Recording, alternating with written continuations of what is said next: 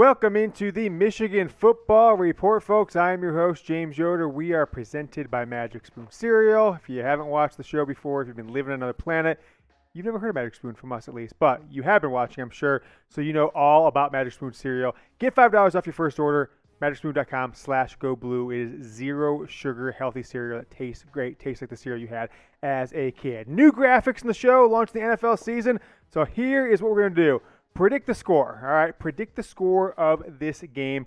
Michigan, Washington, 8 o'clock under the lights of Michigan Stadium, Saturday night, ABC. We'll make the offer later in the show as well and throughout this weekend on some stuff, but I'm going to give the $25 offer for Venmo. So go down, predict the score in the comments. We'll do the $25 Venmo. Anybody who predicts one in any of the videos this week, limit one person. Predict the score, who wins the game, which team, and, of course, get it in by kickoff Saturday. And don't edit it afterwards. If you edit it, we know you're cheating. No big deal. A couple shysters tried that last week. We caught them, and they didn't get credit for it. So Michigan, Washington, predict the score in comments. All right, now I want to ask a little favor. I don't ask for much. I ask you to subscribe to us, but a viewer of the show, a really great guy on social media that I followed me for a number of years, has a issue going on with his dog. Dog has severe medical conditions. Needs a lot of work to just frankly save his life. He doesn't have much time to live unless they do some medical procedures. There's a GoFundMe going on. I donated $50 today. You can see it right on there. I'm going to put the link down in the comments and the description in this video. If you're a dog lover like I am, I've had a dog for 11 and a half years now, and stuff like this really pains my heart when you see somebody's dog this dog I think is 4 years old and has severe medical issues. It's thousands of dollars for them to get healthy. So go down in the comments. If you can give as many as $5, really appreciate it. If you can give more, that'd be appreciative too. Or if you have any money to give, but you can share it on Facebook, send it to a friend who loves dogs that maybe could give $5, $10, $20, whatever they can. The dog, the owner, the show, we'd greatly appreciate it. So again, go down in the comments, go in the description to get the link to the GoFundMe to help Ivan, this lovely dog here, frankly, save their life. So go ahead and help if you can. It's our Michigan football mailbag on a little bit of a happier note. Sorry to, bring down the spirits of the show with the sad news with the dog, but let's take your questions. Facebook, Twitter, YouTube. Took several hundred questions over the past few days. Broke it down into a couple shows. We'll have this one. Then I'm going to be Vegas on Saturday. We'll have another show on Saturday with your questions. Jacob Miller from our Facebook page, which is I think facebook.com/Harbaugh. Go Blue, I think is the name of the URL. Jacob Miller says, what position on both sides of the ball are you most confident about, and which positions do you feel least confident about? All right, let's talk about the confident. I am most confident right now, surprisingly, because these are maybe the two positions that we were least confident last year about. Frankly, the secondary, I'm fairly confident. Why am I confident? I saw a lot of good plays out of Daxton Hill. I feel like he's giving the freedom to move around as the nickelback or a cornerback. And clearly they're putting their best five in the field because we didn't really see any of DJ Turner. We saw a ton of R.J. Moten who got to start out next to Brad Hawkins in the safety position. So I think the secondary certainly has proven a lot more than the defensive line. I'm not sure what to take from the linebackers at this point. And then on offense, it's the running backs. Blake Corum, over 100 yards, had a couple receptions and a receiving touchdown. And frankly, from the punt return or the kick return position, he had a great return as well. And with him and Hassan Haskins, not to mention Donovan Edwards, I'm more confident with them right now than the receivers. That Ronnie Bell, QB, still a question mark. Offensive line could be that, but Zach Zintner didn't play last week, and we'll see what this team does against a more formidable opponent, at least on paper, in Washington. So I've got this, guys, for you. We got to do it. It is guaranteed if we get several hundred of you guys to do it. If you want a Michigan win, it's very simple. You just got to go down in the comments and type Go Blue. I have had Washington fans bombarding me on Twitter, and we're deleting a bunch of the comments because a bunch of haters kind of jumping in our comments trying to be haters saying, oh, we're going to win. We lost to Montana. We're going to beat Michigan. Yeah, okay, whatever. So don't let them overtake the comments again. We had to do a lot of moderation over the last couple of days. Type Go Blue. Let's make sure Michigan football fans are representing in this mother. And we'll take it from there. Next question from Dam0013. Great follow on Twitter if you guys want to get him. Really enjoy conversing with him. I noticed Mazi Smith had some playing time. What was your grade on him? Who was the one to step up on the side of the ball to fill Bell's shoes? So two questions there. We'll start in defense, and then I'll ask you guys a question to partake on the wide receiver. I think Mazi Smith played okay. I don't know if I was expecting what we saw out of this defense, which was only true defensive linemen, hand in the dirt, Mazi Smith, Chris Hinton. So I don't think you're going to see a lot of those guys making plays, getting quarterback hurries, getting stops the line or sacks. And the reason for that, in my opinion at least, is that those guys are in this new defense with Mike McDonald supposed to take up space, ideally distract another blocker, makes you take out a double team to free up Aiden Hutchinson, David Ojabo, Josh Ross, Daxton Hill maybe, to get the quarterback, to get the ball carrier, whatever it is. So I don't think we're going to see a ton on them. They fared okay. I gave the entire defensive line a B-, so I'll give Mazi Smith same range, C+, B-, and expect him to get better because we've heard a lot of good things from him all off season long. So Mazi Smith there. Then the question, who's going to step up and fill Bell's shoes? I'll give you some analysis, but I'm going to ask you guys this question. Just go down and type the name of the receiver. I think there's obviously a few different potential guys we could talk about here from this Michigan team. Cornelius Johnson, Mike Sainer still, AJ Henning. He didn't really get much in the passing game, but we saw him on that reverse for touchdown, and quite a few other places. Roman Wilson.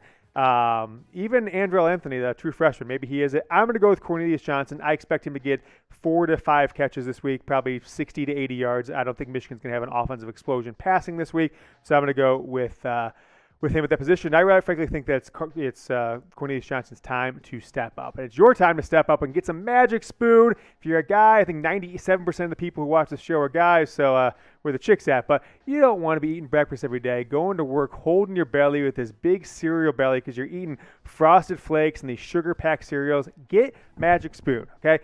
When we come back with me on screen, I'm going to show you my favorite free flavors, and they're awesome. They taste like those fruity, sugary-filled cereals that you had as a kid, but they have 13 grams of protein, 4 grams of net carbs, but folks, 0 grams of sugar. It's unbelievable. You can eat as much of the stuff you want, no sugar, so you're not getting bad calories. Take a look at these bad boys. It has the green screen, which we use, of course, behind me. I think it goes through this has got a little green on it, so I won't show that one on that side. But Magic Spoon, fruity, tastes like Fruity Pebbles. My favorite is the chocolate. I mean, frankly, it tastes like Cocoa Puffs or Cocoa Pebbles, which are equally as good. And then this one it is the maple waffle. Tastes like a Honey Bunch of Oats, which is a really good cereal. Tastes great, and they're good for you. 0 grams of sugar. Get $5 off your first order. MagicSpoon.com/GoBlue. Trust me. It is in my cabinets at home. My wife says, "Are you eating that damn Magic Spoon again? You are addicted." I'm addicted to the stuff. Breakfast is back because of Magic Spoon. $5 off your order. Link in the comments. Link in the description. Link on the screen. Swolerilla. I got 2 questions coming back to back from Swolerilla. Who do you believe will step up with Bell out? So kind of stacking that on that last one.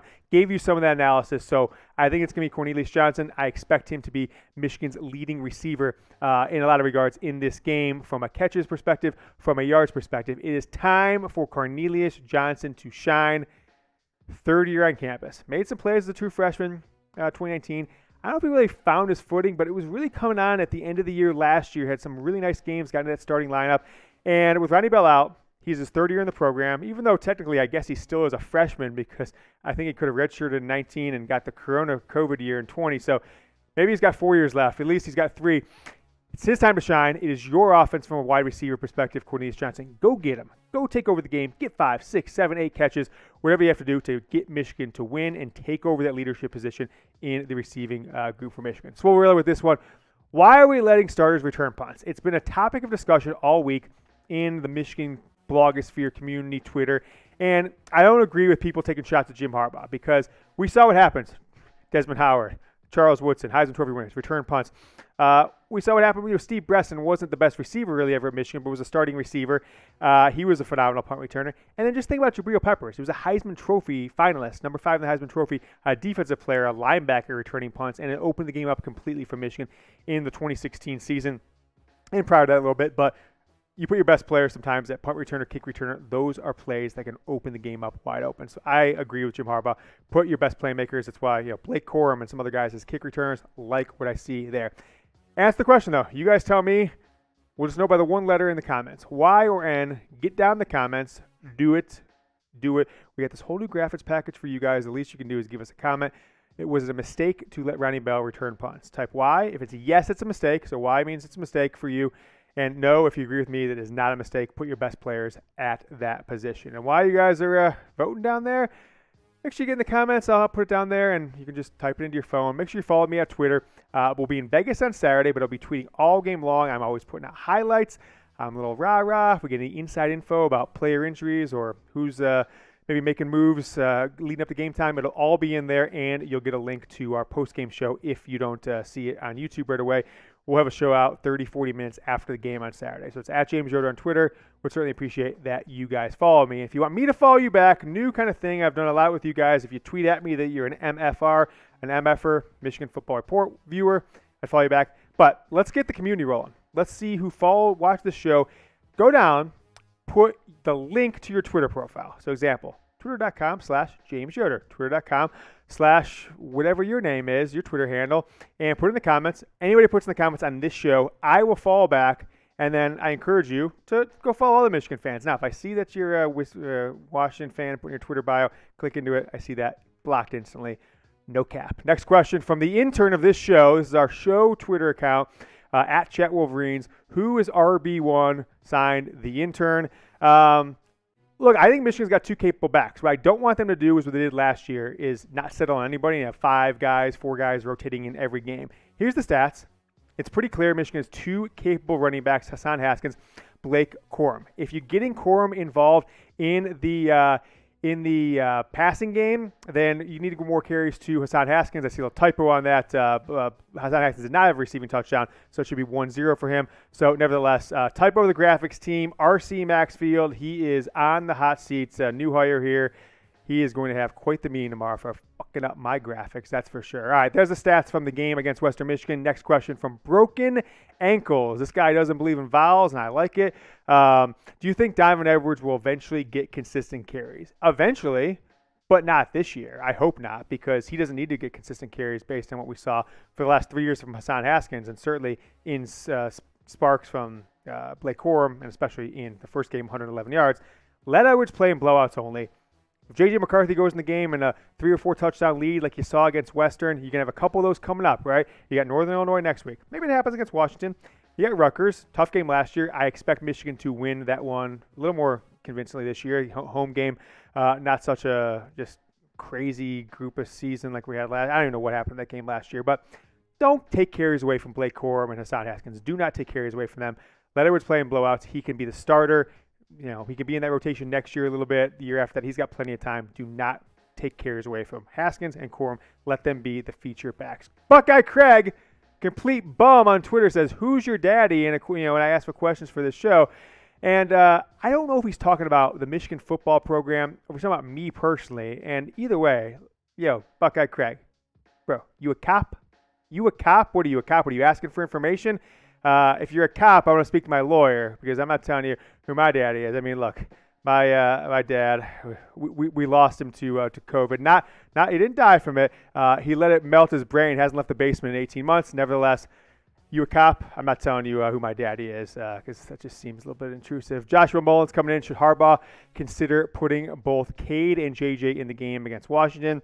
Yes, as long as Michigan's winning by 2-3 touchdowns in the second half. If Cade struggles, though, if he's like 3 of 10 or something like that crazy in the second quarter and Michigan offense can't do anything, bring JJ in for 2 series to end the half, and we'll see what happens, right?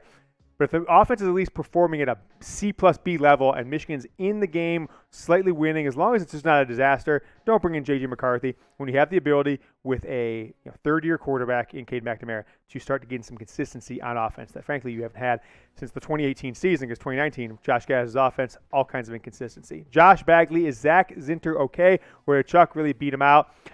He's not okay, but he also wasn't beaten out, so it's kind of a double negative there. He got in the game at the end.